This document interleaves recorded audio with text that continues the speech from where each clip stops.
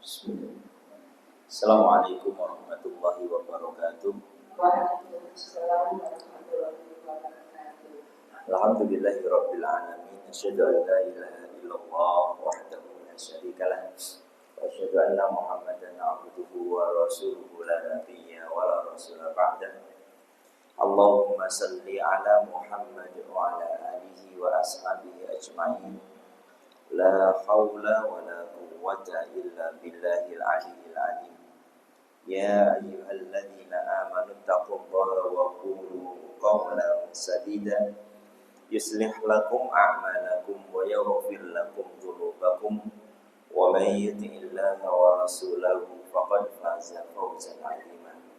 Wa qala Rasulullah sallallahu alaihi wasallam, innama bu'istu liutammima makarimal akhlaq. Sadaqallah wa sadaqa rasulul karim.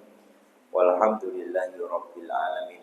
Allahumma inna nas'aluka ilman nafi'an wa rizqan thayyiban wa amalan mutaqabbala.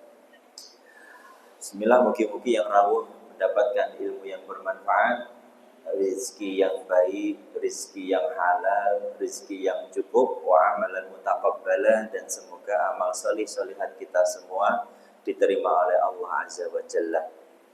Ibu-ibu, bapak, rahimani rahimakumullah, syadakumullah, kita sudah masuk di tanggal 6 Zulhijjah. Hari Sabtu tanggal 6 Zulhijjah, terus Ahad 7 Zulhijjah, Senin 8 Zulhijjah, Selasa Arafah, insyaallah para sederek kita wukuf, dan kita disunahkan untuk melakukan puasa sunnah Arafah, tepatnya tanggal 9 Zulhijjah. Barang siapa yang berpuasa dengan sungguh-sungguh pada hari itu, maka akan dihapuskan dosa-dosanya setahun yang akan datang, setahun yang lalu. Tanggal 9 selesai, tanggal 10 Idul Adha, di mana kita disunahkan banyak mengumandangkan takbir. Jadi nanti besok jangan sampai kebanyakan megang HP di saat Id. Ya, nek saged kompak selain panitia sholat Id, HP-nya ditaruh rumah dulu.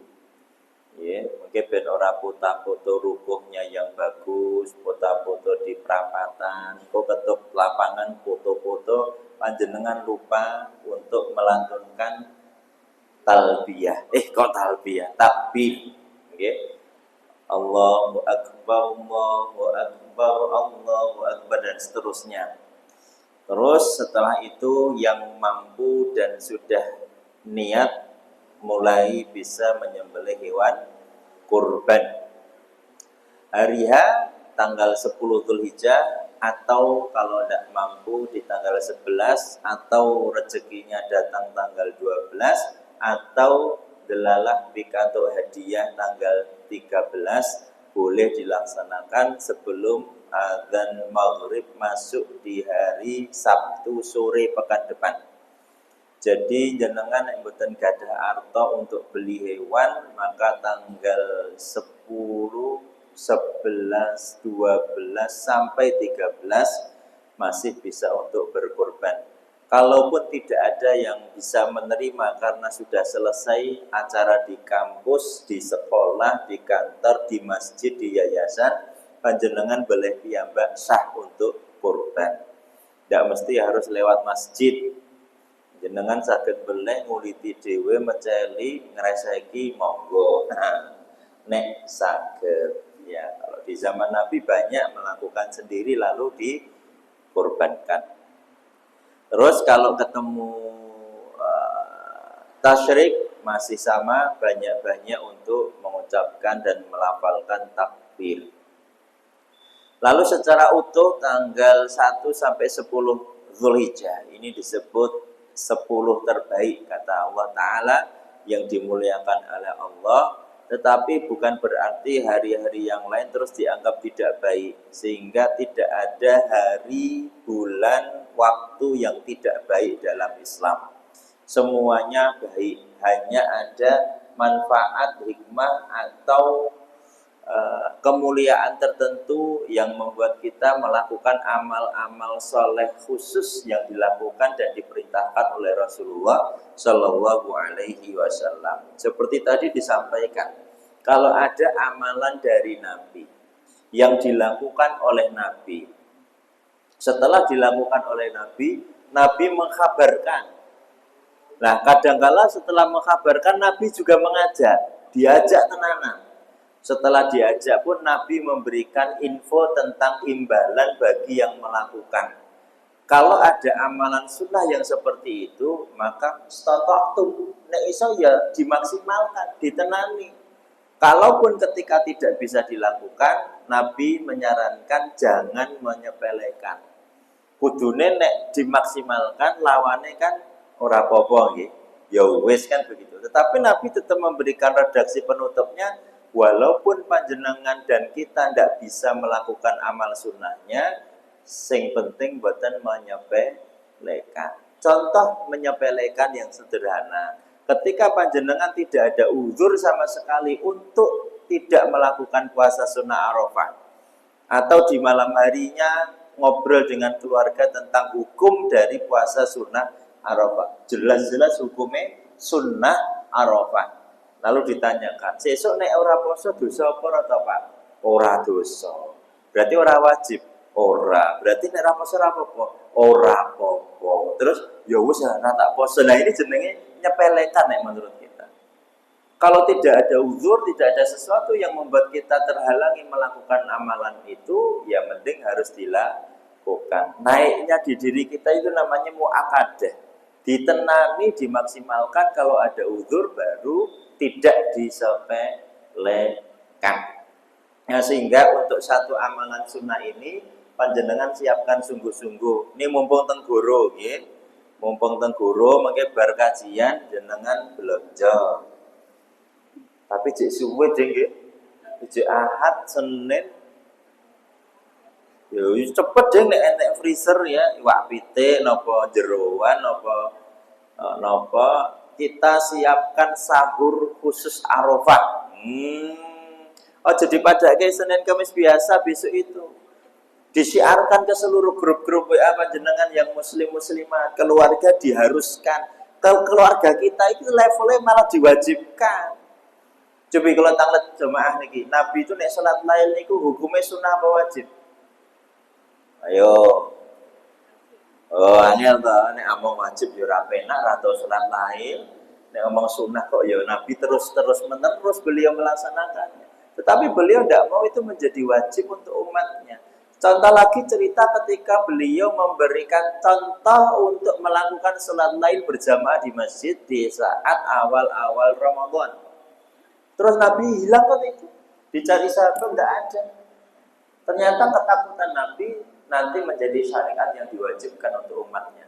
Ngerti umatnya akhir zaman itu meliteri, angel-angel, makanya Nabi kalau zaman sahabat apa yang dilakukan Nabi sami nawata orang gagas langsung dilaksanakan.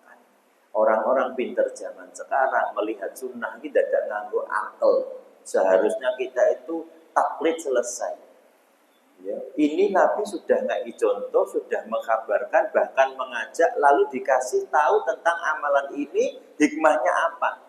Coba, Nabi melakukan puasa sunnah Arafah, sudah dikabarkan oleh sahabat, lalu Nabi yo ngejai, setelah itu ditambahkan, kalau panjenengan melakukan puasa sunnah Arafah, maka akan mendapatkan hikmah dihapuskannya dosa-dosa kita setahun yang lalu dan setahun yang akan datang. Berarti kan kudu tenanan itu kita melakukannya, Ibu Bapak rahimani rahimakumullah, arsyadakumullah.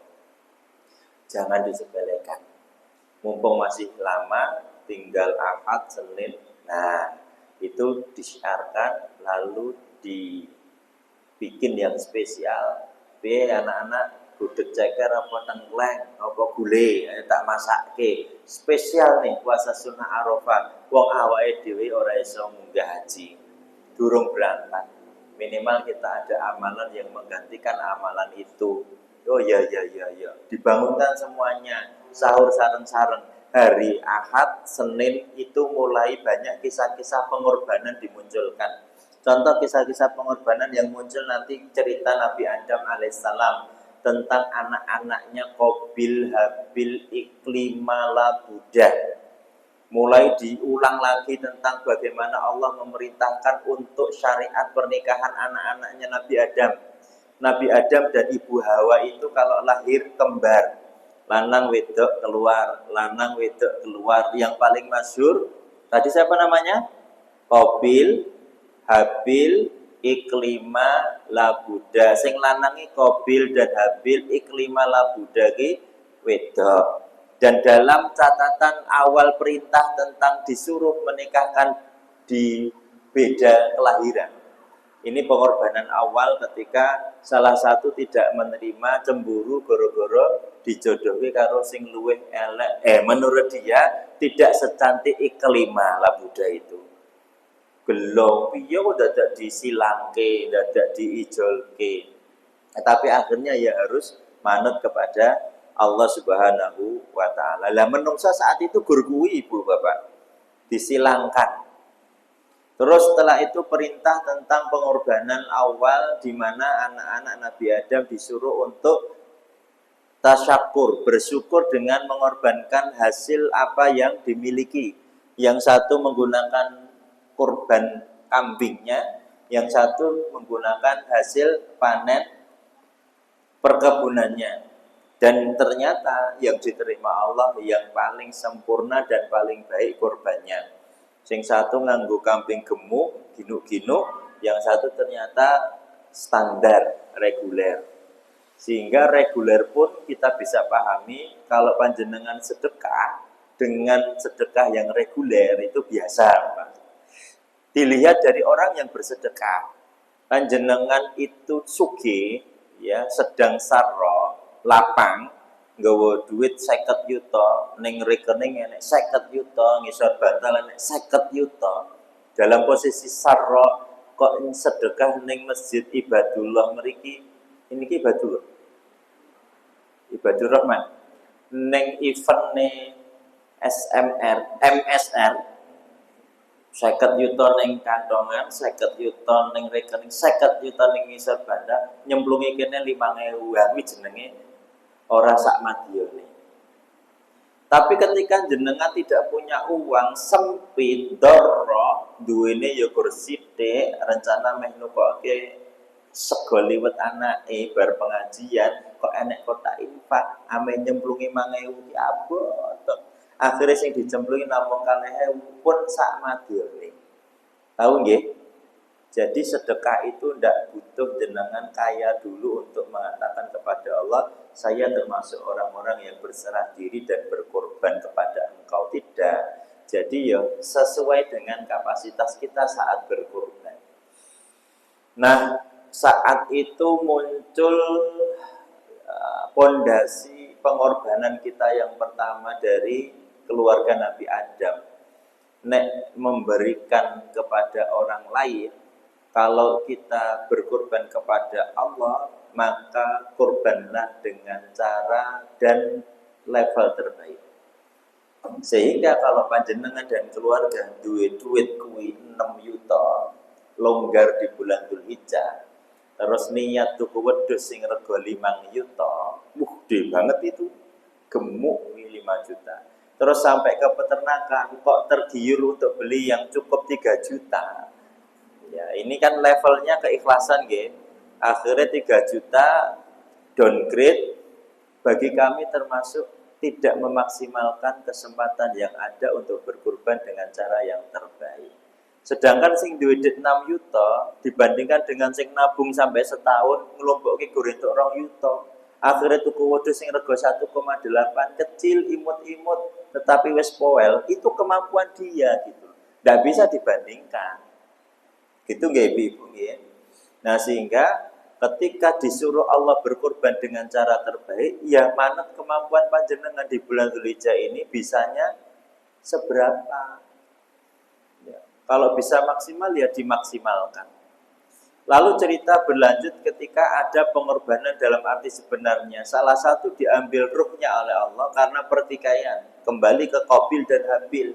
Akhirnya salah satu meninggal dunia dan Allah kasih contoh cara menguburkan dari sepasang burung juga yang meninggal. Mati salah satu. Setelah itu cerita berikutnya yang harus panjenengan mulai angkat di bulan Dzulhijjah ini kepada keluarga atau yang punya cucu, punya anak, mulai ceritakanlah tentang hebatnya seorang nabi, bapak para nabi, namanya Nabiullah Ibrahim alaihissalam. Yang dalam kaidah berkorbannya beliau muncul hikmah. Orang yang berkorban itu digolongkan Allah menjadi orang yang takwa.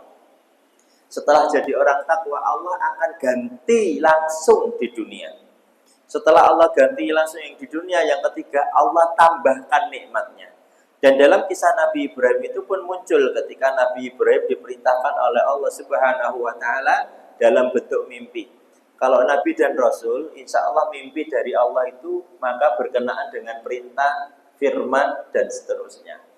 Tidak mungkin akan terjadi pada manusia biasa setelah Nabi Muhammad SAW.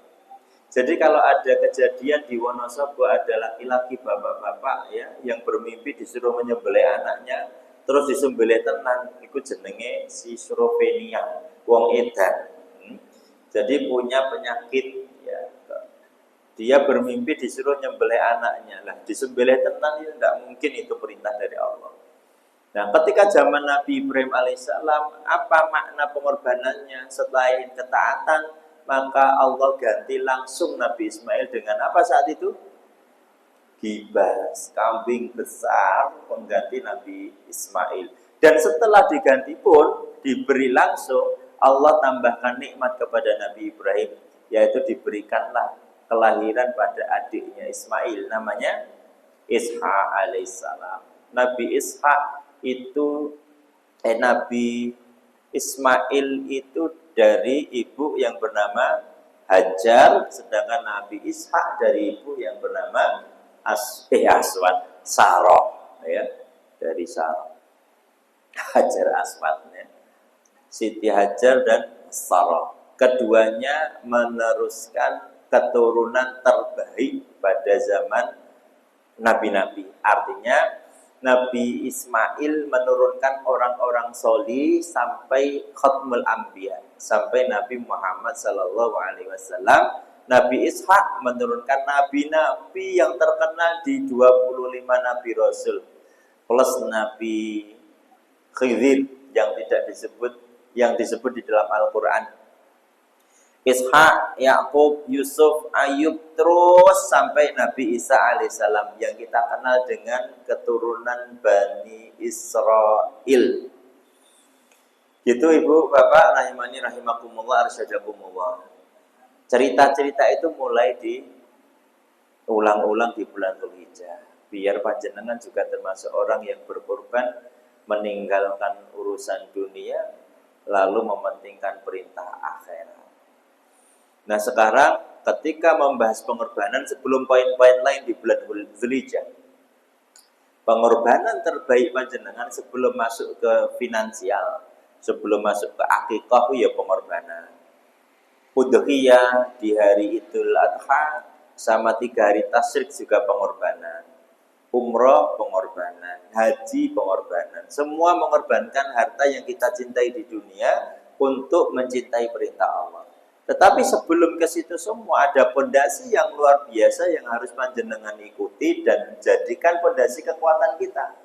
Yaitu ketika Allah Subhanahu wa Ta'ala menyebut kata pengorbanan dalam sabar. Tetapi sabar itu dimasukkan dalam satu konsep sholat. Sholat itu pengorbanan bukan? Kan liane kita adalah pengorbanan ini nganggo duit, ya, nabung, hewan, umroh, haji. Tapi sholat itu butuh modal enggak? Jenengan sholat butuh modal? Kudune ya modal iman dan takwa saja kan? Ya, kecuali sholat id, saya ngantek modal pakaian baru. Sholat Idul Adha sudah tidak perlu beli baju kan? Sholat Idul Fitri pun juga sama sebetulnya, tidak perlu beli baju. mulai dibiasakan di keluarga kita sholat Idul Fitri itu rasa ribet-ribet golek baju anyar kalau masih punya baju yang spesial untuk Allah. Ya ibu-ibu ya, berapa banyak baju yang panjenengan koleksi di rumah? Goro-goro Idul Fitri, Idul Adha, Idul apa meneh? Durung sing bangsane walimatul urus, pakaian among tamu, lah itu dan disortir-sortir, hisapnya lama itu, banyak banget. Jadi pertama kali menjadi pondasi keikhlasan dan pengorbanan ketika memaknai wasta'inu bis-sabri was-shalah.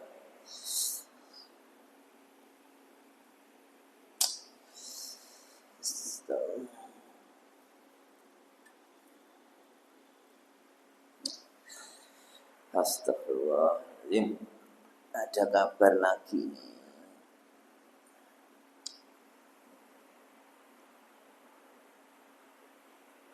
Apa tadi ayatnya? Wasta'inu bis-sabri was-shalah. Sepakat antara kata sabar dan shalah. Maknanya di mana ini Ibu Bapak? Ini ada yang ikut kajian saya sehari ini, ada ini keempat ini. Materi hari ini podo kabeh. Jiro lupa. Ada yang ikut tadi sebelumnya? Ya wes nek ikut bosen loh ya. Jangan kapok ya. Apa makna wasta'inu bis-sabri was-shalah? Kok bisa masuk kata sabar di dalam sholat? Apa yang bisa kita definisikan untuk diri kita sendiri, Ibu Bapak? Kok bisa sih sholat enek kata sabarnya?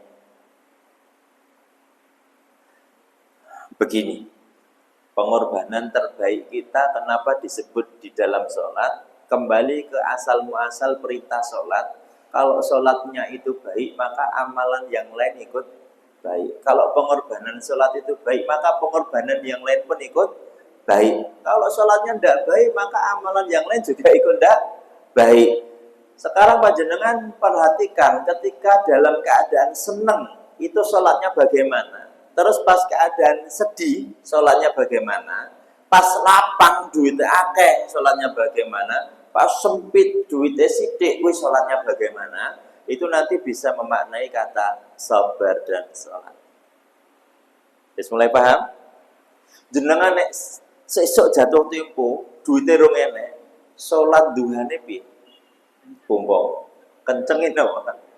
Kenceng lama sing diwaca wasyamsi sama wadduha. Tapi bareng pas duit akeh ya tetap sholat duha. Tapi sing diwaos inna karo wal asri. Tahu maksudnya? Pengorbanan terbaik ketika dititipi amanah oleh Allah tentang yang fardu sholat. Maka dalam keadaan lapang dan sempit pun durasi sholatnya seharusnya pun maksud ya. Jenengan duwe kios teng Klewer. Dino Senin, Selasa, Rebo, Kamis kuwi bapake kon ning masjid. Ayo sholat dhuwur ning masjid to, Pak. Donga ben laris lah. Ya sing sregep ning masjid. Tapi dino Jumat, Sabtu, Ahad kon cepet-cepetan ning musala Klewer wae to, Pak. Dan cepet kok dan rene gentian karena kiose rame. Tahu bedanya?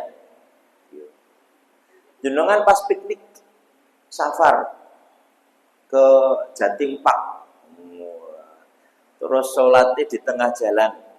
Jamak qasar takhir. Di jamak itu berarti diringkas waktunya, di qasar berarti dikurangi rakaatnya, di takhir dilakoni di akhir di antara dua sholat itu. Niku saged nangis-nangis khusyuk atau pripun sholatnya? Wong seneng duwe dit piknik. Ya, itu beda dengan sholat orang yang besok jatuh tempo utang, SPP anaknya ditagih wali kelas, bojone orang mulai-mulai, sholatnya beda. Nah, ditekankan tes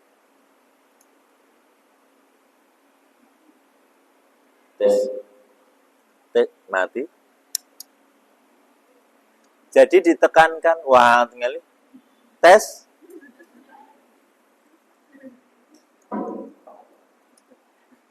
Amin. Ini kita ibani kita las. Nggih, kita ibadah ini. Nggih. Makanya penekanannya tentang wasta'inu bisabri wassalah. Itu kalau bisa baik dalam keadaan lapang maupun sempit, senang maupun susah, itu kita menghadap Allah dengan cara yang sama. Durasinya juga sama. Kudune loh ya. Tuma nina. Sehingga konsep pengorbanan itu selanjutnya kalau dibawa ke ranah yang lebih besar, insya Allah bisa kita laksanakan dengan cara yang ikhlas kepada Allah Subhanahu wa Ta'ala. Banyak jamaah yang pola ajak untuk korban ke Gunung Kidul di bulan Dzulhijjah. Tetapi ada beberapa yang takut nek korban ke pelosok kuwi wedi. Takutnya apa? Engko dikira tanggane aku wis ora korban meneh. Karena sudah terbiasa di masjid. Tahu ndak? Kalau korban itu panjenengan belah dewe, nguliti dewe, dipecali dewe itu sah. Sah. Ya, sah. Dibagi sendiri sah. Tetapi dimudahkan dengan yayasan, masjid, kita melaksanakan gampang. Tapi sunah-sunahnya jangan dilupakan. Kalau jenengan korban di tempat yang dekat, ya nek saged datang. Menyaksikan disembelih. Kalau keluarga panjenengan ada laki-laki dewasa yang siap nek saged disembelih piyambak. Bismillahi Allahu Akbar. Tapi kalau panjenengan korbannya di tempat jauh, titip dalam bentuk anggaran ke rumah zakat, ke beberapa lazis, maka tidak bisa menjenguk untuk menyaksikan pun tidak membuat korban menjadi tidak sah. Aman, tetapi afdalnya jika ada kesempatan untuk memenuhi sunnah-sunnah dari Nabi, panjenengan laksanakan. Oke, sekarang kita tutup dengan pengorbanan dalam hal istito'ah. Jadi sekali lagi disampaikan, panjenengan mampu melaksanakan kurban itu jangan dilihat dari sudut pandang finansial saja. Ya, ini belum terlambat untuk merubah mindset panjenengan dari tidak mampu menjadi mampu. Jangan dilihat dari kaya atau lapang saja, tetapi dilihat dari niat dan hati kita itu pingin atau tidak. Kalau pingin, insya Allah akan digerakkan oleh Allah. Kalau tidak, ya ngapain umrah pingin ada dipaksa untuk berkorban. Kalau panjenengan mampu karena keuangannya lancar, maka beli langsung tidak masalah. Tetapi kalau ada bentuk pengorbanan, metode-metode istito'ah itu kan banyak.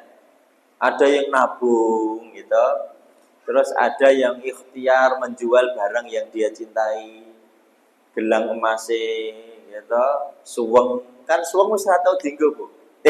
Pun ora tau ketok gitu, ditutup jilbab, akhirnya ya wis iki sak gram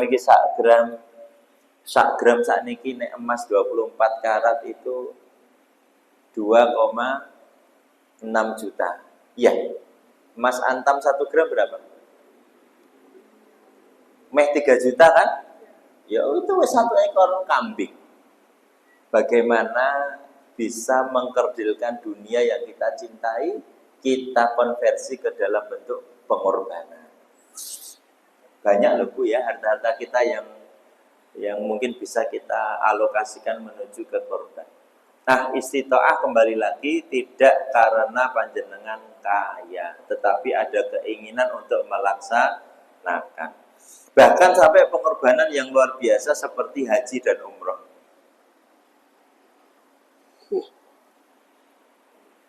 Itu kan duitnya gede banget.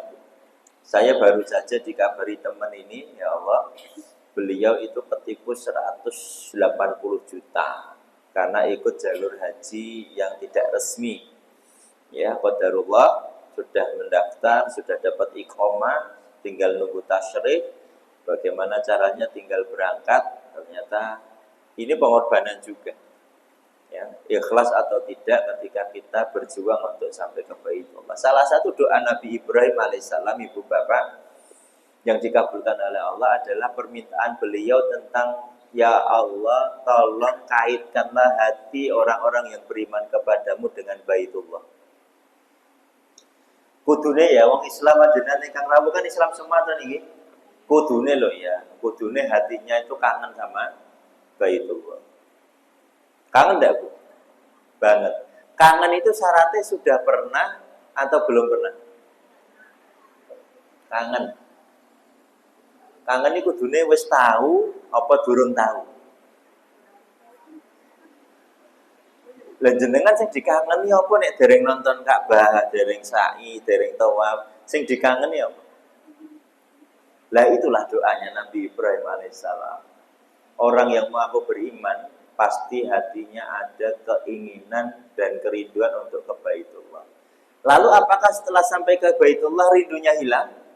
Tidak, malah tambah kangen. Apalagi yang sudah pernah setelah mundur dari sana pasti ada keinginan yang lebih hebat dari sebelumnya untuk bertemu lagi di Baitullah. Makanya ini kalau sudah sampai ke umroh dan haji, seharusnya Bapak Ibu sudah paham kemampuan untuk berkorban bukan karena finansial, karena keinginan dan hati. Ini umroh dan haji cetok. Kalau kambing wedhus sapi kan jek iso acting panjenengan. Wah, angsurane Pajero kula tesih kathah Mas, bayangke lho. Kuwi kan jenenge kecintaan to dengan dunia. Kula mboten ndamel konten iki sing misuhi kula keh banget, Pak, tentang itu. Ya, dikira sombong, dikira tapi ini bener kok. Jenengan kok iso? Di antara sekian yakin mesti ana sing ngangsur, yakin. Wes, mbuh omah, mbuh Nmax, mbuh PCX, mbuh Supra, mbuh mobil wes. Mbuh cetheng sak yo ngangsur. Padahal duwe duit. Ada orang yang ikut ngangsur, itu kan saya sebut pengorbanan untuk dunia toh, Bu. Ya, gatel. Pun jejeg dereng iki. Ndak ingin kula gatel, kula copot miring aja disuting terus. Jadi kecintaan terhadap dunia, hubud dunia itu juga pengorbanan sebetulnya, ngoten lho. Jenengan iso kredit mobil ngantek gawe aturan. Iki saiki awake dhewe poso Senin Kamis wae ya Pak ya. Lah ngopo ya ben ngirit. Lho kan iso berkorban. Berkorban ora maam enak. Biasanya sebulan sekali piknik, pikniknya setahun pisan. Goro-goro enten angsuran. Loh. Berarti kan itu juga latihan berkorban sebetulnya panjenengan, cuman hanya berhenti di dunia. Dinalar kok Bapak Ibu. Nah jenengan ngantek wani jipuk mobil, terus angsurannya 3 tahun. Berarti kan secara tidak langsung jenengan itu sedang perang sama Allah tuh aslinya. Ayo, perangnya apa? Ayo, apa? Perangnya apa? Memastikan Allah nek aku urip ngantek 3 tahun. Betul tidak? Ya Allah, uripku 3 tahun lho, penaman. Penaman kita merintahkan Rabbul Alamin untuk menetapkan umur. Jenengan kan tanda tangan dengan MOU perbankan atau lembaga-lembaga keuangan. Ngantek kredit 3 tahun kan berarti sudah berani mengorbankan diri selama 3 tahun itu melawan ketetapan Allah. Iya nek meninggalnya tahun keempat. Lah baru setengah tahun meninggal, wallahu a'lam. Terus sisa tahunnya apa? Oh, klausulnya nek saya meninggal utangnya lunas utang. Dah. Berarti kan ya yakin sebetulnya jenengan dengan dunia ini. Lah kok sing bangsane akikah, kurban, umroh, haji ndak dibuat begitu jenengan. Begitu kurban, nabung. Bukan saya ngajari nyicil wedhus loh ya. Nanti kita bahas sebentar ya, biar nggak salah paham. Kita balik, kalau saya nyicilnya sebelum berkorban boleh enggak? Dalam bentuk celengan, kan begitu. Saya beli celengan bulan Muharram 1447 Hijriah. Sekarang sudah bulan Dzulhijjah 1447 Hijriah. Muharram, Safar, Rabiul Awal, Rabiul Akhir, Jumadil Awal, Jumadil Akhir, Rajab, Sya'ban, Ramadan, Syawal, Dzulqa'dah, Dzulhijjah. Sudah 11 bulan saya berusaha istito'ah. Celengan loro atas nama anak wedok jihad, anak lanang roya, digawe stiker sound the ship, gambar wedhus gembel putih. Itu memotivasi anak mulai kecil dia sudah belajar istitoah. Memampukan walaupun secara fisik tidak mampu. Jenengan tahu tidak ada orang yang tidak punya kaki? Tidak punya kaki, tugel. Tetapi dia memampukan dirinya untuk berjalan tanpa kaki. Tuh, masa kalah? Ada orang yang tidak punya mata, diciptakan Allah dari lahir, tetapi dia menginginkan kemampuan untuk bisa membaca Al-Quran seperti orang yang diberi mata. Bahkan ada yang hafiz Quran buta dengan Quran Braille. Lah panjenengan yang diberi kemampuan mata yang mahalnya lebih mahal dari kamera manapun. Percaya kan? Kula tumbas kamera Nikon seharga 97 juta. Lensane luwih larang. Lensane kecil 98 juta atau apa, tetapi zoomnya bisa nonton banget. Berarti hampir 200 juta. Jubi, jenengan nek diadai kamera sebaik itu mau ndak? Dikai yo. Kula gelem. Tetapi nek ngangge syarat meripatmu di anu siji. Jadi diganti kamera terbaik mau enggak? Harga mata kita itu unlimited. Tetapi ada manusia yang diciptakan Allah tanpa mata, tetapi mereka istitoah, mampu untuk menjadi hafiz Quran tanpa menggunakan mata yang bisa membaca Quran. Ibu-ibu, sekolah sudah sejauh mana memaksimalkan kemampuan kita dalam menggunakan mata? Coba. Jadi istitoah itu kita yang menetapkan. Ojo guru abu-abu finansial saja, rumangsane orang mampu. Oke, sekarang disindir meneh. Rukun Islam ada berapa? Yang keras.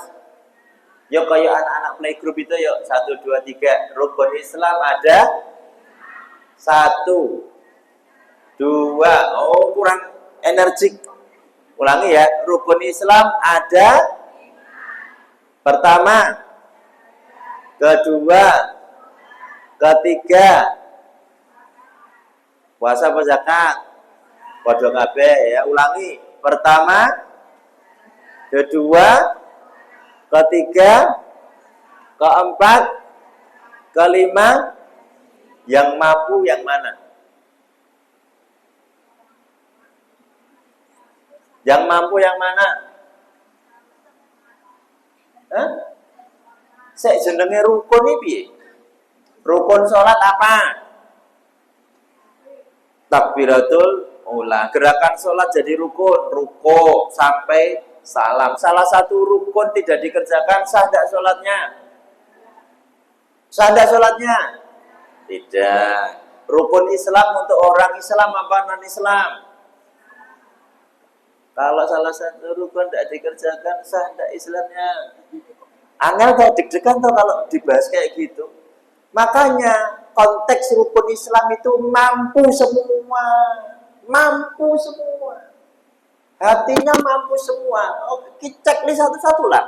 Syahadat kan gampang. Asyhadu an la ilaha illallah wa asyhadu anna.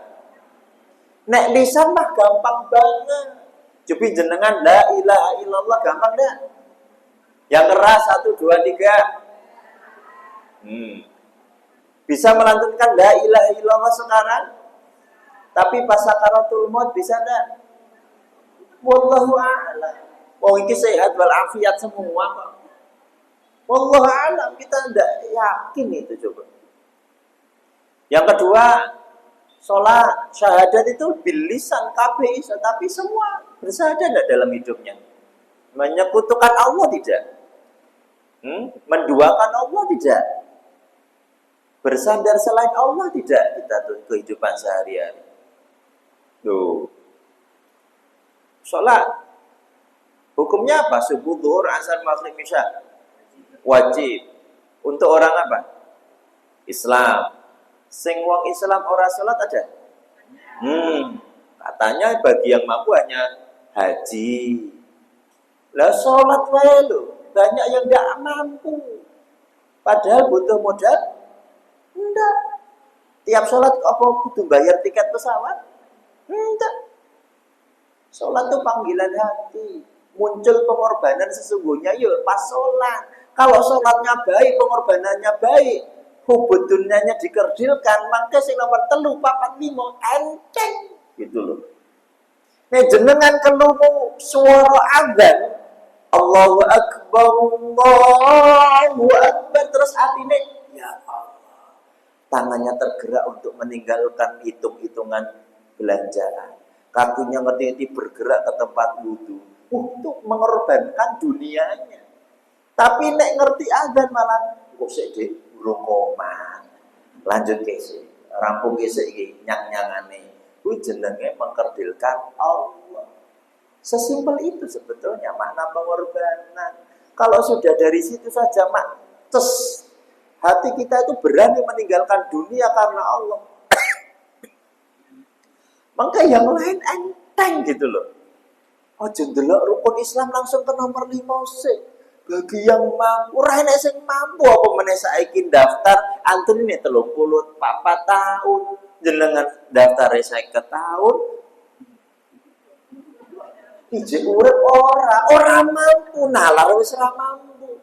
Sekarang berapa banyak yang dikembalikan ke Solo gara-gara tidak layak terbang, usianya sudah 80 tahun ke atas. Angger ngerti naik turun udara sidik langsung sesek. Goyang sidik kaget, jantungnya naik. Saturasinya turun. Makanya ketika tes kesehatan orang sepuh-sepuh akhirnya gagal haji. Karena haji ke sana naik pesawat. Jadi tidak mampu kan? Piye, ayo. Terus gimana nonton saya terlanjur umur 50 tahun nih durung daftar haji, monggo daftar. Daftar itu salah satu bentuk ikhtiar. Walaupun kami tidak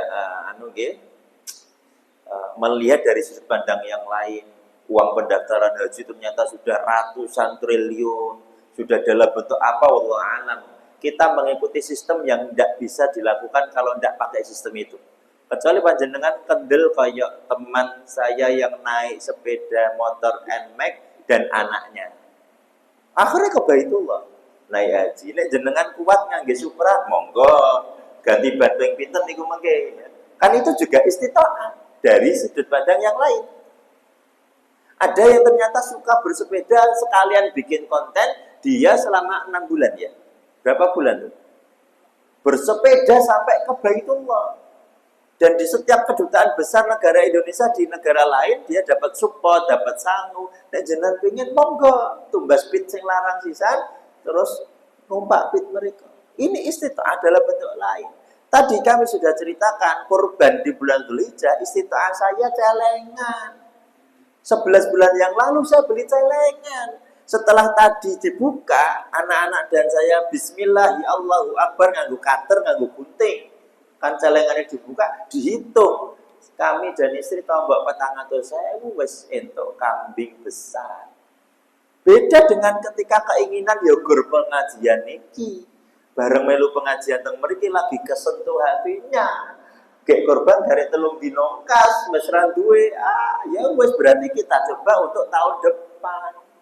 Sambil berdoa sama Allah semoga umur panjenengan dan kula dimudahkan dan dipanjangkan dalam sehat dan afiat. Makanya nomor 2 tadi kami sampaikan, sebaik-baiknya amalan di bulan Dzulhijjah, mbok jenengan mengambil amalan sunnah apapun dikuatkan, tetapi sholatnya mak pelekentis elek yo elek kabeh. Makanya ini diselesaikan di sholatnya dulu. Wasta'inu bis-sabri was-shalah. Jenengan posone ke tanggal 1. 1 loro tuh wah poso. Ternyata sholat subuh menjelang duha terus. Bagi piye iki? Memaksimalkan kebaikan di 10 hari awal bulan Dzulhijjah tetapi sholatnya orang. Ya piye kuncine itu kok ora dilakoni. Iya ya. Saya tidak bahas banyak tentang kemuliaan Dzulhijjah. Panjenengan nanti pengajian dimanapun dibuka itu. Bahkan Nabi ngendika ketika panjenengan membaca saja satu subhanallah coba. Di malam pertama Dzulhijjah, di hari pertama itu jenengan bilang subhanallah dengan hati yang tulus ngomong itu. Apa kata Nabi? Itu lebih baik daripada jihad fi sabilillah. Kurang apa coba? Keren itu Dzulhijjah. Ya Rasulullah, apakah ada amalan lain yang bisa menyaingi kebaikan amalan di bulan Dzulhijjah? Nabi menerangkan dengan dramatis, ada wahai sahabatku, illa rajulun, ketika ada pemuda, manusia, laki-laki yang ikut jihad bersamaku di medan perang, kata beliau. Setelah ikut jihad pun hartanya juga disedekahkan di medan perang. Lalu Nabi bilang, lalu dia pulang dengan nama. Dia menjadi syahid, sekaligus harta dunianya diserahkan untuk infak. Itulah amalan yang bisa mengalahkan amalan-amalan di bulan Dzulhijjah. Tuh, kurang keren apa Dzulhijjah, ibu bapak? Ngono jadi sepele, no. Ya, ngono jadi takon. Sesuk posone apa sih sunah? Oh, aku rasan poso ya dik ya. Aku enek arisan ning Paragon nih. Kalah kita dengan dunia. Kalau mau tanggal 1, tanggal 2, tanggal 2, sampai tasyrik, ya Allah, banyak banget kemuliaan ibu bapak. Dan nomor 1 adalah kemuliaan terbaik ketika kita menaikkan kualitas sholat fardu di bulan Dzulhijjah.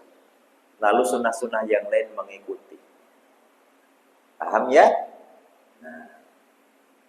Nah, sholate piye ya?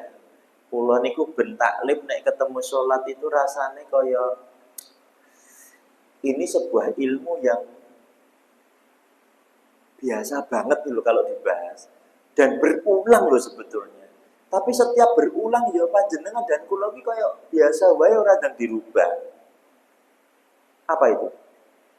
Percakapan kita sama Allah dalam sholat itu loh ibu-ibu, bapak. Jenengan ngendikan apa? Ngomong apa saat sholat itu?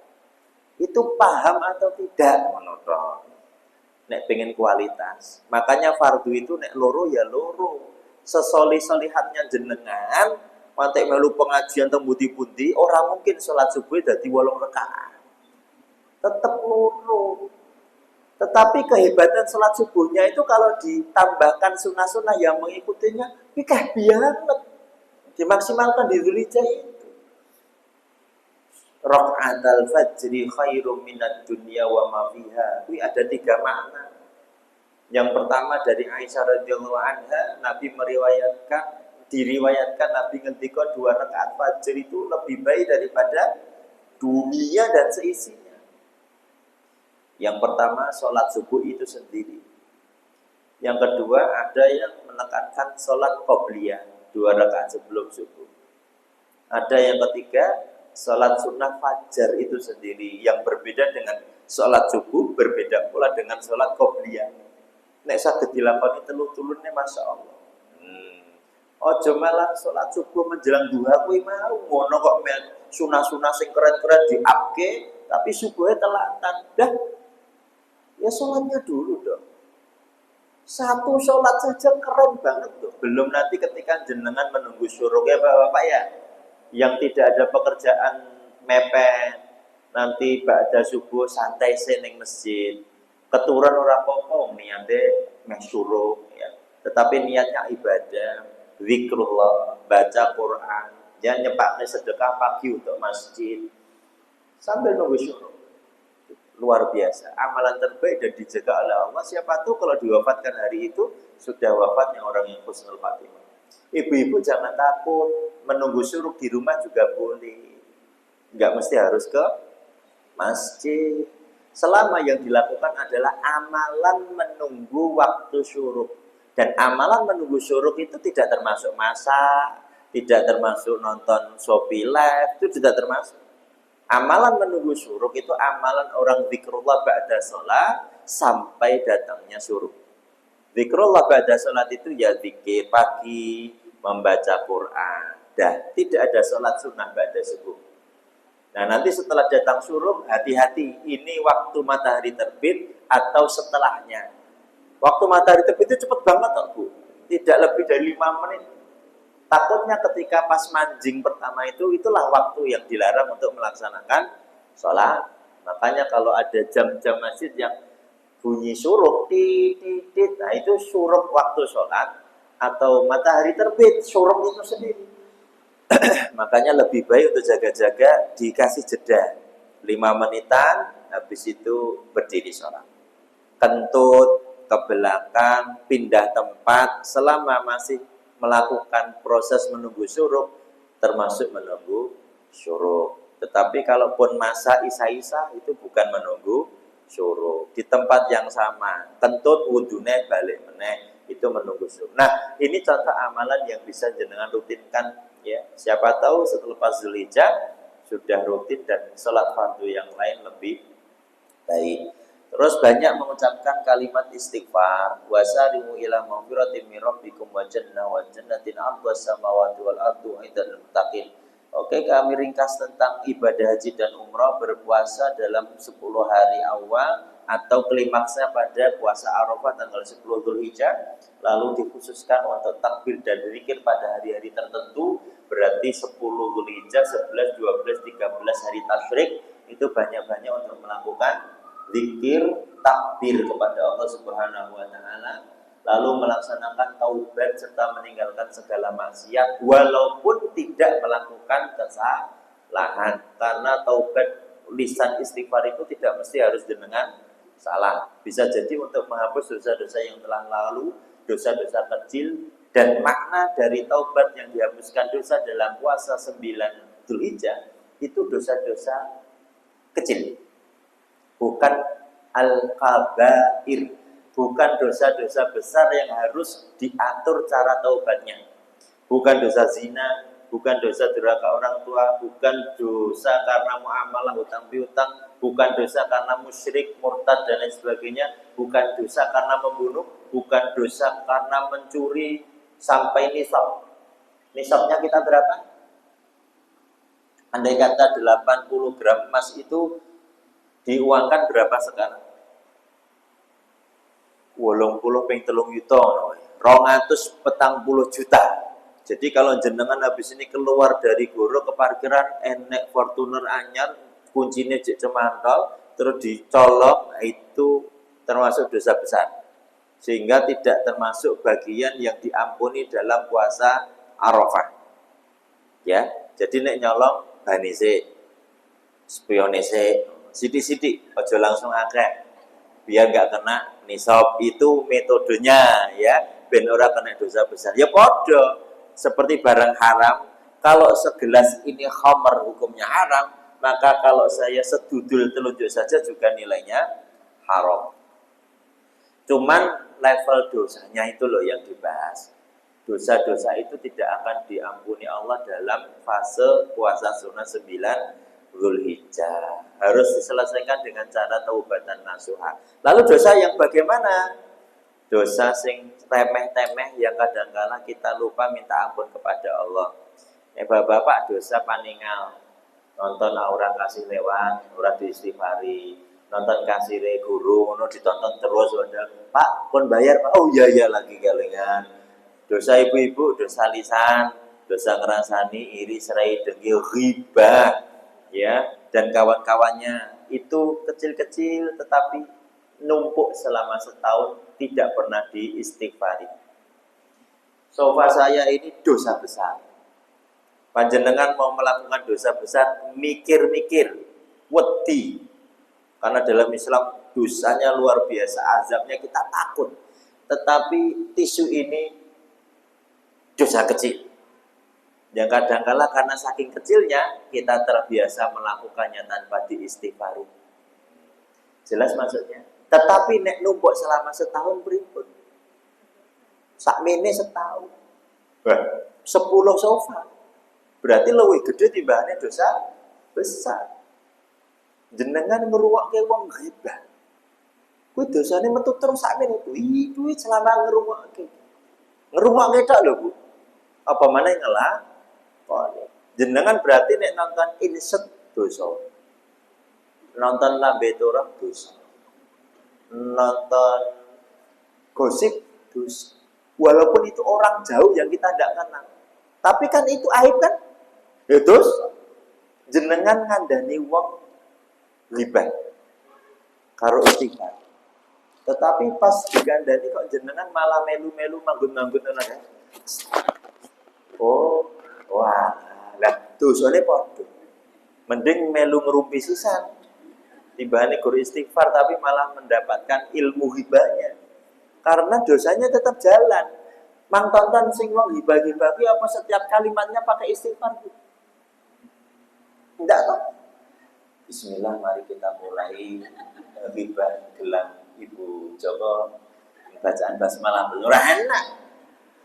Tahu tidak ibu-ibu gelang Ibu Joko itu kuning semak, nyicil loh. Astagfirullahaladzim. Bernyicil. Lah mungkin mesti berapa ribu kalimat tidak pernah diistighfar. Jenengan ngidak-ngidak sandal, sing sandale reget loro ati, dosa ndak? Jenengan rumangsan sing tidak greswalu, sandal wudu ternyata sandale jamaah. Itu istighfar. Jenengan nesu-nesu karo bojo, karo anak, itu pernah istighfar bar nesu? Pernah, istighfar nesu yo aja.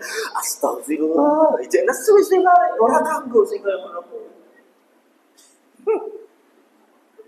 Enten sing nesu-nesu ternyata salah dhewe, Pak.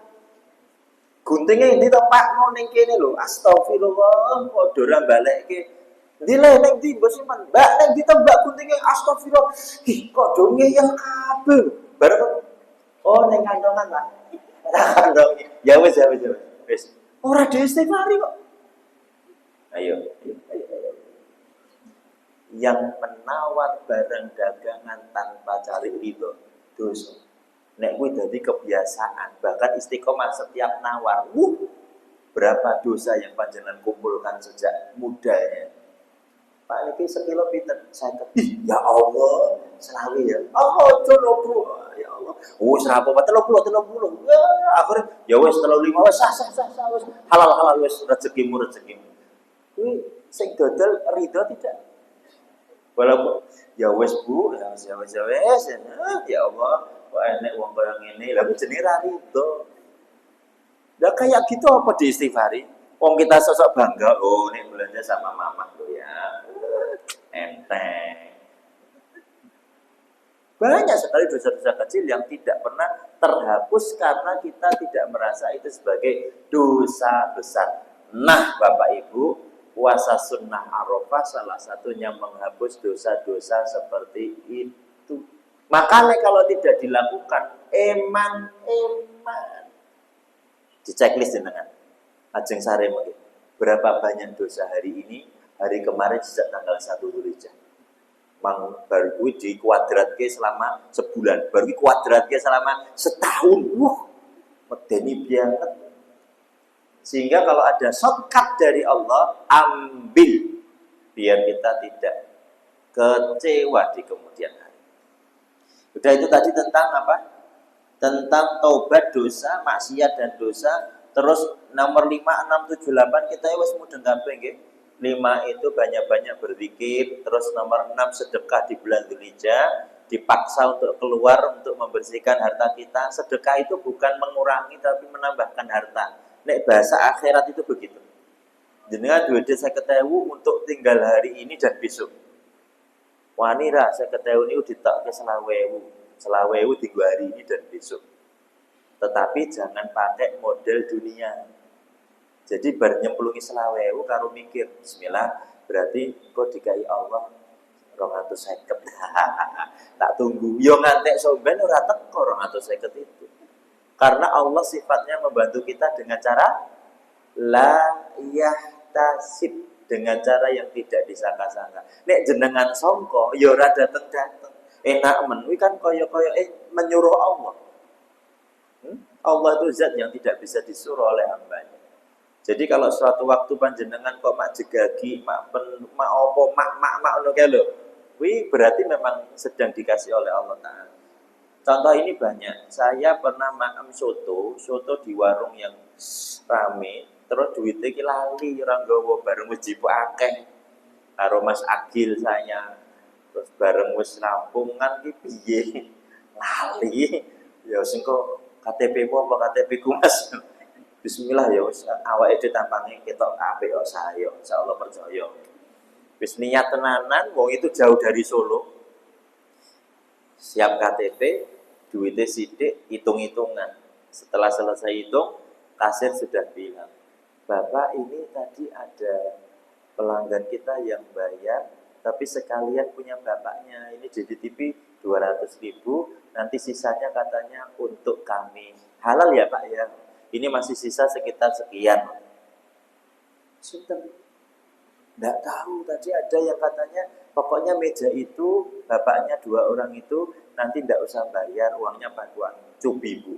Wes deg-degan ora hera, kita wes pasrah lillahi ta'ala. Ya Allah, kasih mudah ya Allah, muga-muga owner-e kasire gelem kula titipi KTP. Lah kita sedilih Klaten Solo Klaten cepet. Kita ndak bawa ATM dan lain-lain. Dan Allah kasih. Masya Allah, ngerti apa sing akeh ya Mas ya. Ngerti apa aku sidone empal.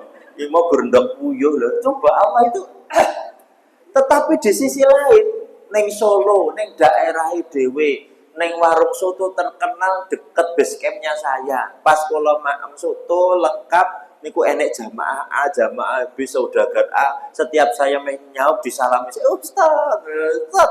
Mas Agil bilang, "Ketoke dorok bukan bayar tan."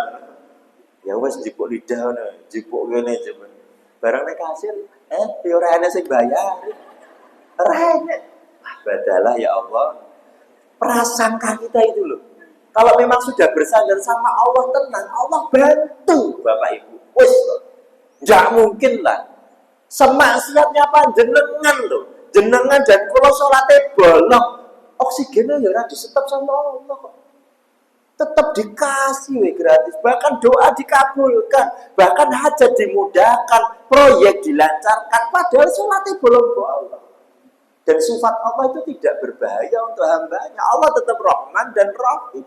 Allah cuma memberi peringatan sama panjenengan, nek syukur kuwi pasti aku tambahkan untuk kamu nikmatnya. Tapi kufur, Allah tidak bilang aku murka, aku galak, akan aku azab. Tidak. Allah cuma memberi peringatan.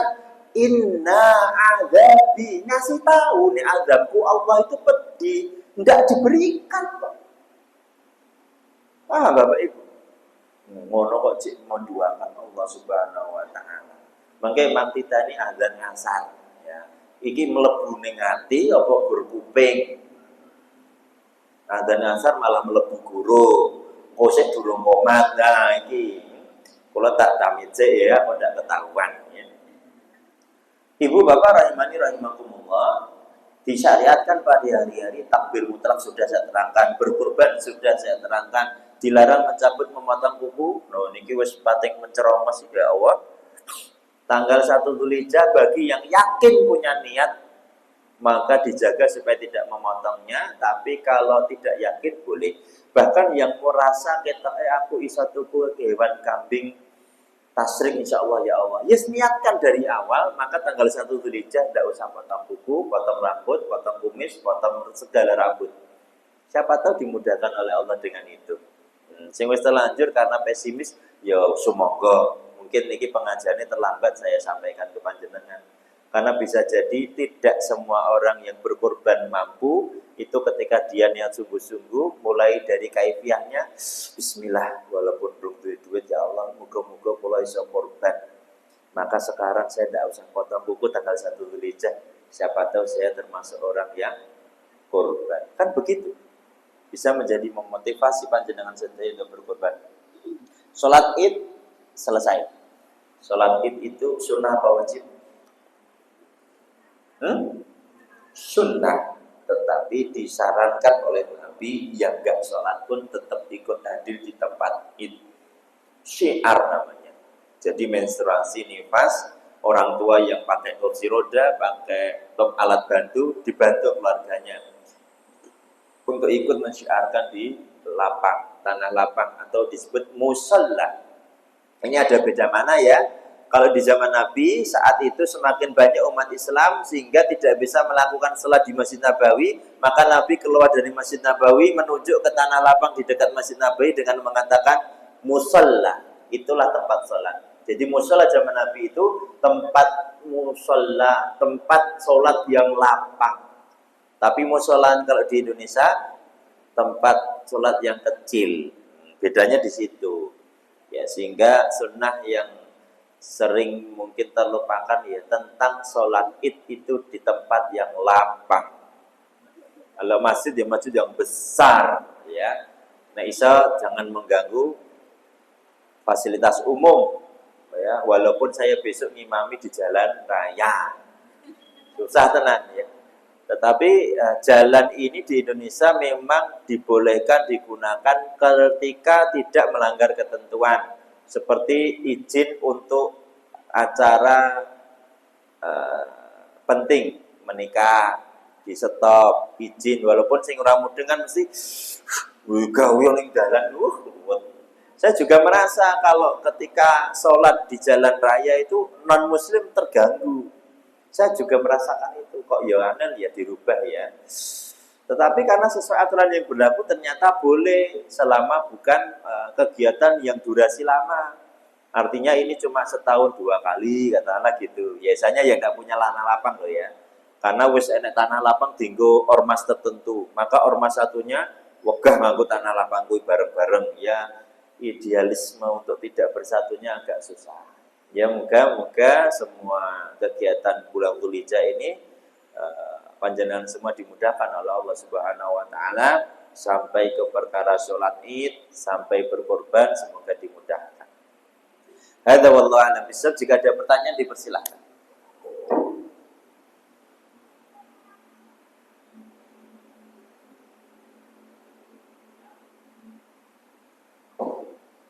Ya.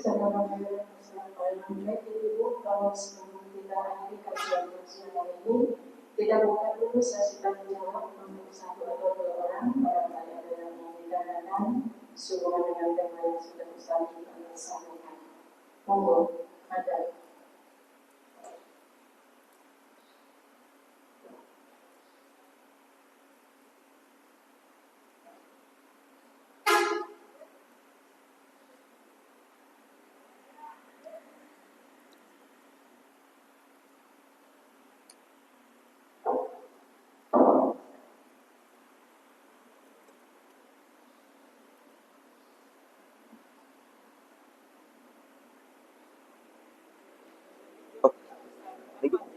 Oh, nggih.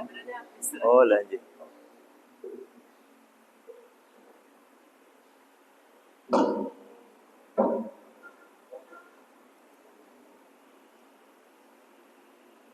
Assalamualaikum warahmatullahi wabarakatuh. Waalaikumsalam warahmatullahi wabarakatuh.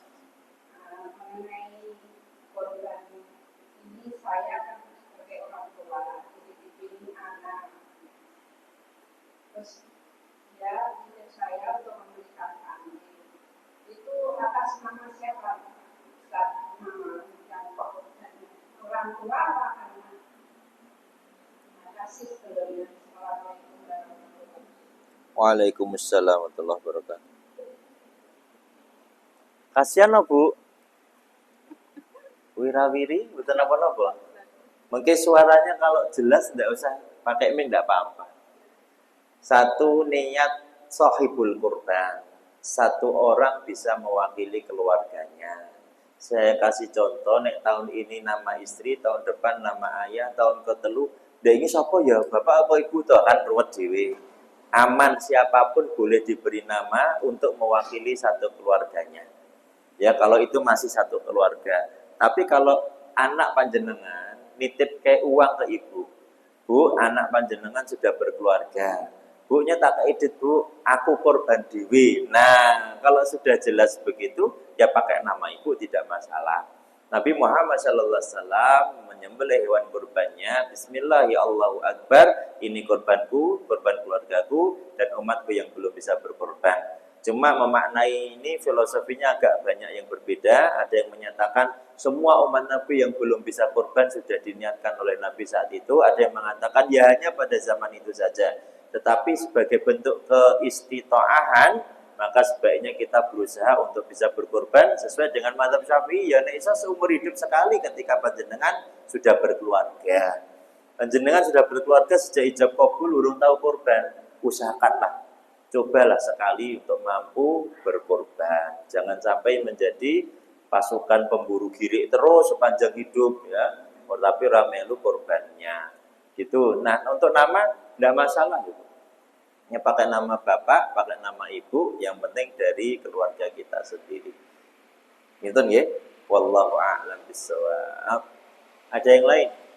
Nggih, enggak Bu. Waalaikumsalam.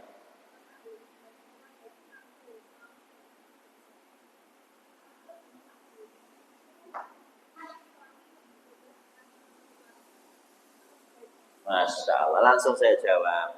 Saya punya anak, saya istri anak dua, empat.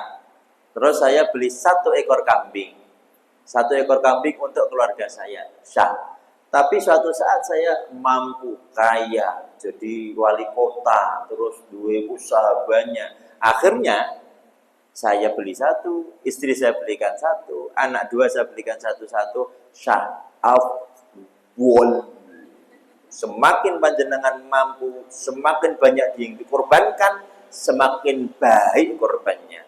Semakin panjenengan mampu uangnya, semakin hebat korbannya, semakin afdal korbannya. Jenengan duwe duit 2 juta, duwe duit 4 juta, duwe duit 6 juta, semakin besar uangnya, semakin afdal korbannya. Dulu kambing rego 1,8, tahun ini kambing 2,5, tahun depan kambing 3,5, semakin afdal korbannya. Itulah yang dimaksud istitoah. Ya, jadi sak keluarga ditukokke sapi siji-siji afdol, padahal sapi bisa untuk 7 orang. Anaknya sapi 1, anak mantu sapi 1, wah sah, tidak masalah. Tetapi ketika masuk ke hablum minan nas, lalu kita mensedekahkan ke 6 nama yang lain. Aku satu sapi siji, kita lihat saudara lain, tetangga yang merandui duit mesake, dikasih hadiah nama. Itu juga baik banget itu, Masya Allah. Hadiah itu bisa dikorbankan. Panjenengan ini iuran sak mini. Iuran saya ketahui, delalah tersentuh dengan saya. Saya ketahui, saya terkumpul 4.500.000 dalam hari ini. 4.500.000 lalu dikorbankan. Maka 4.500.000 kalau dapat 1 ekor kambing besar tidak sah untuk korban, tetapi sah untuk sedekah. Maksudnya begini, karena banyak nama yang berkorban, ya tidak bisa untuk udhiyah. Tetapi setelah terkumpul dan dibelikan 1 ekor kambing, lalu panitia dari Muslimah Solo Raya, Ustaz, kami punya marbot masjid nih, beliau kita tahu korban nih, piye kalau korban kambing ini, hadiah kambing ini kita serahkan beliau. Tetapi setelah diserahkan kita minta untuk korban ke kita untuk disembelih. Maka kompak disampaikan ke semua jamaah MSR, ibu-ibu bapak, 1 kambing urunan kita kemarin kita hadiahkan ke bapak fulan, sepakat. Akhirnya kita serahkan, kita kasih tahu ke bapak-bapak, ini hadiah kambing untuk panjenengan. Monggo dikurbankan di pelosok kami, nggih. Alhamdulillah, maka disembelihlah kambing kurban atas nama bapak fulan. Sah untuk korban.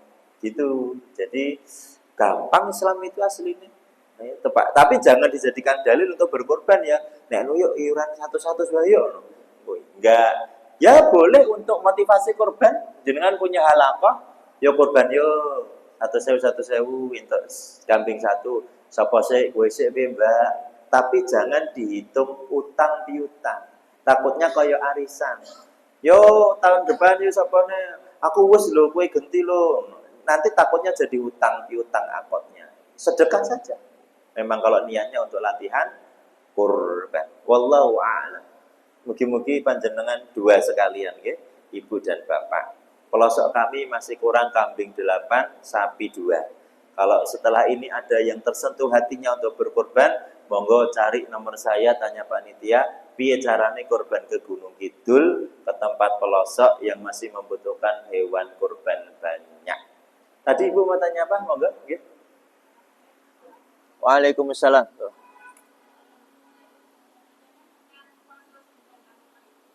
Nggih. Nggih.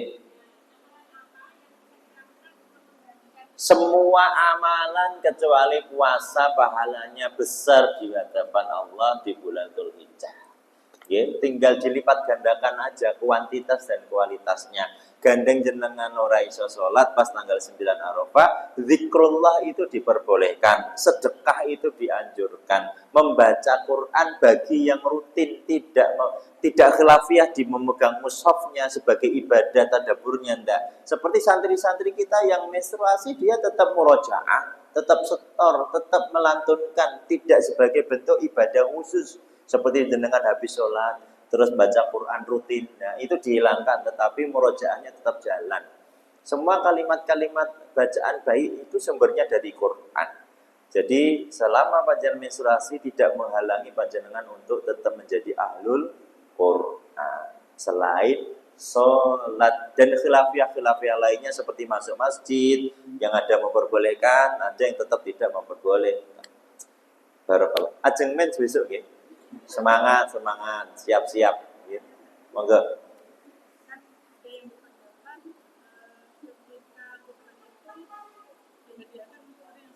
Nah, ada dua pendapat utama. Yang pertama, amalan ini bukan amalan untuk orang mati, maka tidak akan pernah bisa kita meniatkan untuk orang yang telah mati, tetapi bisa membuat itu menjadi sedekah, bukan udhiyah. Sehingga maksud dari amalan ini adalah amalan yang diniatkan, padahal orang mati tidak bisa meniatkan amalan itu kecuali yang bernazar dan punya wasiat. Itu pun kalau ahli warisnya mampu dan punya uang, atau warisannya ada yang bisa digunakan untuk berkorban. Di dalam surat wasiat ditulis, le nakku, aku rong tahun kudu korban sapi siji. Ternyata dia konglomerat, makanya harus dilaksanakan. Hukumnya wajib diniatkan untuk yang meninggal. Tetapi karena baktinya kita sama orang tua yang telah meninggal, ingin memberikan pahala kepada suami yang telah meninggal, wallahu a'lam. Pendapat pertama, tidak berlaku amalan orang hidup untuk orang mati kecuali 3. Amal jariyah, ilmu yang bermanfaat, anak soleh yang mendoakan, sedekah dan wakaf jariyah. Selain itu, doakan saja orang yang telah meninggal. Pendapat yang kedua, tetap diperbolehkan. Yang penting jangan menjadi rutinitas setiap amalan orang hidup. Setiap tahun jenengan kurbannya kepada almarhumah. Dan jenengan apa butuh pahalanya? Apakah jenengan yakin masuk surga langsung tanpa hisab? Apakah yakin tidak masuk neraka, transit dulu sebentar? Kan deg-degi toh Bu. Kalau deg-degi amalan orang hidup, lakukanlah untuk orang hidup sambil mendoakan yang telah mati dengan amalan itu. Malah afdal. Jenengan ingin memasukkan orang tua. Oke, sekali. Bismillah setelah orang tua meninggal, ini atas nama almarhum.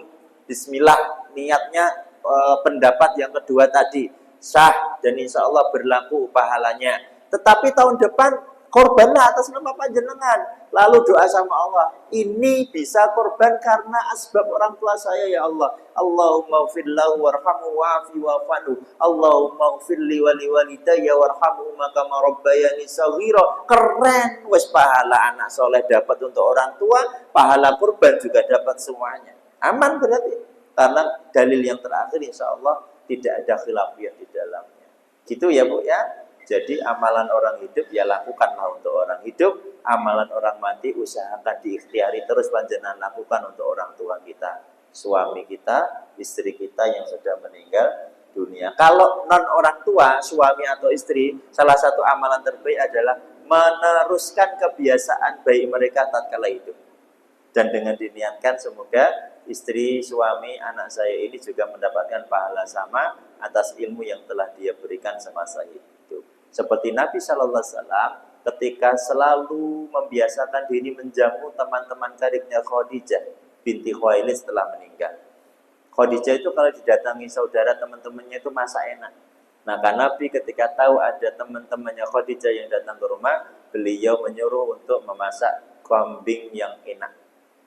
Itu salah satu yang membuat Aisyah radhiyallahu anha cemburu kepada Nabi. Ya Rasulullah, kenapa sih engkau selalu mengingat wanita tua itu dong? Itu cemburu banget itu. Ya, cemburu pada orang yang telah meninggal. Tetapi ketika Nabi menghabarkan, wahai Aisyah, apakah engkau tidak tahu bahasanya Khadijatul Kubra tidak akan pernah keluar dari hati saya? Kalah. Aisyah setelah kalah ya sudah. Kecintaan Nabi seperti itu kepada Khadijah binti Khuwailid. Ini ceritanya spesial tentang ini. Kapan-kapan kita bahas ya Bu ya. tentang Khadijah masa kini. Perlu go ibu-ibu, perlu banget bagi yang masih punya suami. Ya Pak ya, Nabi kundur saking Gua Hira, ketakutan, deg-degan, merinding, bergetar menuruni Gua Hira sambil berjalan kecil-kecil cepat sampai rumah. Ketika sampai rumah dipeluk oleh Khadijah binti Khuwailid, hilang semua. Itu filosofinya nek bapak-bapak ruwet nafkah mumet capek ketuk omah kudune sing ditonton pertama bojone, ora mewah wedangan kopi. Oh tambah ruwet kok Pak nek ketemu bojo lah, itu ada masalah. Perlu kita bahas tentang itu, pengorbanan Khadijah binti Khuwailid sampai menjadi orang yang mulia di hadapan Allah Subhanahu wa taala. Oke, ada yang lain lagi? Monggo Bapak, nggih. Wis setengah 3. Waalaikumsalam.